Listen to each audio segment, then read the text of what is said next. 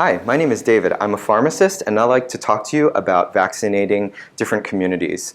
So let's talk about people with chronic medical conditions. Now, this is something that probably many of us are very familiar with as some of the most common reasons why folks may need additional vaccines or different types of vaccines, or maybe vaccines at a younger age than otherwise indicated. So the big group of chronic medical conditions that I like to think about are the metabolic conditions like diabetes, heart disease, kidney disease, as well as lung diseases like COPD. Now, one of the big vaccines to think about for patients that have these conditions is pneumococcal conjugate vaccine. Normally, we think about giving this vaccine if patients are 50 years or older. However, patients with these conditions should receive this vaccination all the way down to age 18 or older.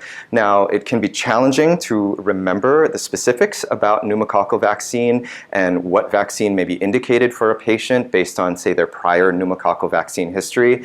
And so I would recommend that you consult CDC's resources for this. They have some wonderful app-based and online-based resources to help give you guidance in this regard. Another vaccine to think about for this group is RSV vaccine. Normally, we think about giving RSV vaccine to patients if they're 75 years or older. However, patients with these chronic conditions should receive the vaccine if they're 60 years and older. And what I will also say is that nursing home residence is also a consideration and an indication for giving this vaccine at the earlier age of 60 and older. Another condition that afflicts many patients, particularly younger patients as well, is asthma, and something that we don't always think about. And so asthma is also an indication for pneumococcal conjugate vaccine for patients 18 and older, so something to be thinking about. Now, pharmacies are actually perfectly positioned to identify patients with these chronic medical conditions just based on the medications that are being dispensed. So for example, if a patient is receiving insulin or anti-diabetic medications like metformin, that obviously implies a potential diagnosis of diabetes.